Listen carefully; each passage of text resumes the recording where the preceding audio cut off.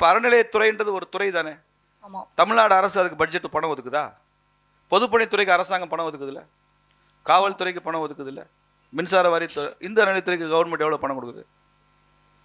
நீங்கள் கவர்மெண்ட்டோட ஒரு துறைன்னு சொன்னால் அரசாங்கம் பணம் ஒதுக்கணும்ல. இந்து அறநிலையத்துறையில் வேலை செய்கிற கமிஷனர்லாம் அரசு ஊழியரா இல்லையா? அரசு ஊழியருக்கு அரசாங்கம் தானே சம்பளம் தரணும். டிபார்ட்மெண்ட். இப்போ இங்கே கமிஷனருக்கு, joint commissioner, assistant commissioner, EO, பேஸ்கார் வரைக்கும் யார் சம்பளம் தர்றா? கோவில் பணம் தானே சம்பளம் தர்றீங்க, அரசு பணத்துல சம்பளம் தரலையே. அரசு ஊழியர்னு வச்சுக்கிட்டு இந்த கோவிலேருந்து ஏன் பணம் எடுத்து கொடுக்குறேன்? கோயிலில் இப்போ நான் போய் ஒரு 100 ரூபா உண்டியல் போடுறேன், இங்கே உள்ள பக்தர்கள்லாம் உண்டியலில் பணம் போடுறாங்க. இந்த பணம் யாருக்கு போடுறாங்க? நீ கவர்மெண்ட் ஆஃபீஸருக்கு சம்பளம் தர்றதுக்காக நாங்கள் உண்டியல் போடுறோம். எதுக்கு சார் சம்பளம் தரீங்க? எதுக்கு உண்டியல் போடுறீங்க? கோவிலுக்கு தான் உண்டியல் போடுறோம். கோவிலுடைய வளர்ச்சி, அதனுடைய பூஜை அது தொடர்ந்து நடந்து கொண்டிருக்கிறது. அங்கே வந்து ஒரு ஓதுவார் இருப்பார், அங்கே ஒரு நாத